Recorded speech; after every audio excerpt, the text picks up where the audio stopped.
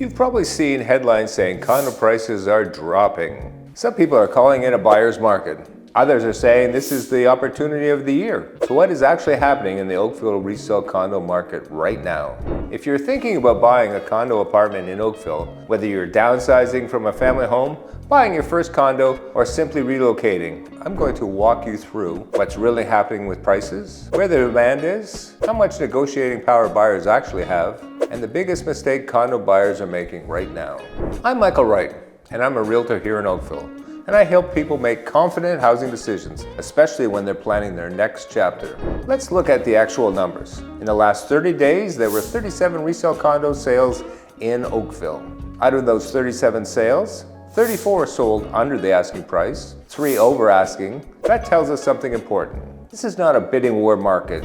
Inventory is increasing, buyers have room to negotiate, but that does not automatically mean prices are collapsing. There are several great opportunities in the marketplace, but it also means well fixed up condos are fetching top dollar still. Now let's look at where the activity is actually happening. Condominium apartments under $500,000, there was 16 sales. Between $500,000 and $600,000, 11 sales. After that, activity drops off significantly. That tells us demand is strongest in the lower price ranges. This is usually driven by the first-time buyer market getting in on their first home. Or it's the shrewd investor out there capitalizing on some of those great deals. Let's take a second to look at the higher price ranges, 800, 900, a million plus condos. The demand for those condos traditionally comes later on in the market cycle, April, May, June. Why is that? Because most of those people are downsizing, they're selling their detached home and going into those condominiums. So as we progress into March, April, and May, we'll see a dramatic increase in those higher priced condos selling. Now let's talk about what unit types are selling. 2-bedroom units are leading the market right now with 16 sales, or about 43% of the condo market. Why? Younger buyers may need space because they're working from home. Single and investor buyers might want to rent out a second bedroom, or in some cases, the husband snores and the wife wants a second bedroom to put him in there. 1 bedroom and a den are also very active in that marketplace for a lot of the same reasons. People want that extra space, especially for a home office. Larger units are moving more slowly. Again, we talked about those downsizing buyers will take advantage of the large units. If you're buying, you need to understand not just price, but where the competition is strongest. What are buyers doing differently in this marketplace compared to the boom times of a few years ago? Obviously, they're negotiating more, mostly on price. But there are people putting conditions in their offer, which is quite common now. Common conditions are obviously financing and status certificate, and with the larger, more expensive units, maybe it's conditional on the sale of the purchaser's property. Buyers are being careful, but they are not walking away more than before. They're just doing their proper due diligence, which is really healthy. Now let me show you some of the biggest mistakes condo buyers are making. Number 1, not understanding what impacts pricing in a condo. They have to remember unit size, number of bedrooms, number of washrooms, what floor the unit is on, number of parking spots, storage, and again in older buildings, renovations. 2, they compare maintenance fees without context, especially in more expensive, larger units. They see a maintenance fee that is $1,448 per month, and they immediately say, that's too high. But let's break that down. If you do a cross-section of Oakville condo fees, they typically range between 95 cents per square foot and $1.33 per square foot. And in that example I was using, if you do some more research, that fee includes heat, air conditioning, and cable TV. That's actually on the lower end in Oakville. So quickly skipping to the maintenance fee on a listing, that number does not tell the whole story. What matters is the fee per square foot and what's included in that maintenance fee. Number 3 is, let's talk about building health. When fees are higher, it's often because the board chose to raise fees instead of issuing a special assessment. Or the building includes more services, concierge, gym, pool, utilities. When fees are lower, you need to still look carefully. Check the status certificate, look at the reserve fund.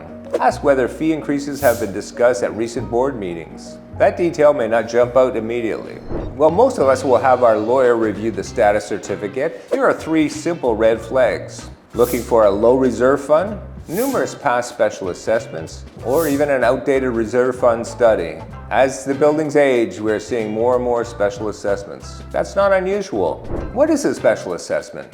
In a condominium, you have a reserve fund that looks after daily maintenance and long-term repairs. But sometimes something happens that needs to be fixed right away.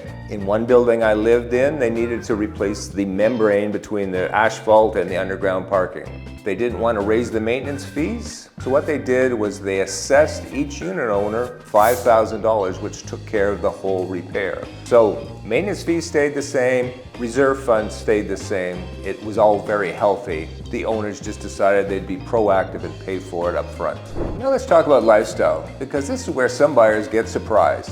For me, one of the most important things to consider on the lifestyle side is walkability. This is critical for many buyers, particularly downsizers. Can I walk to the store? Can I walk to services? Can I walk and enjoy the lakefront or the downtown core? And here's another thing that many buyers overlook. They don't read the condo rules carefully. Pet restrictions, renovation limitations, amenity usage hours are all there to help the building run smoothly, but you have to understand them. When you buy a condo, you're not just buying a unit, you're buying into a community. It has rules. Of course, the rules are there for the betterment of everyone's enjoyment. So is now the time to buy a condominium in Oakville? It's not about timing the market, it's about understanding it. Right now, buyers have negotiating room. Inventory is increasing. There's less pressure than in previous years. But this is not a time to rush in blindly. You have to do your homework. If you're planning to buy a resale condominium in Oakville in the next 3 to 6 months, start by understanding lifestyle preferences. What floor would you prefer on? What view is important to you? Will you need extra parking? Will you buy something renovated or not renovating? Keep an eye on price per square foot on the resale market. What's included in those maintenance fees? What is the overall health of the building? What is the reserve fund? That clarity protects you. If you'd like help narrowing down the right building for your lifestyle and budget, you're welcome to book a condo options call with me. I'm here to give you enough information to make a good decision. Being a condo owner myself for the past 20 years, I can share valuable personal and professional experience on what to do and not to do. I can tell you some of the ins and outs that will make your condo experience really beneficial. For many of you considering they move to a condominium apartment, you will still be in the family home. A lot of fear revolves around selling the family home and making that right decision. Utilize my 40 years experience in the real estate sector, help you maximize the value of your present home and pick that condominium apartment that meets all your needs.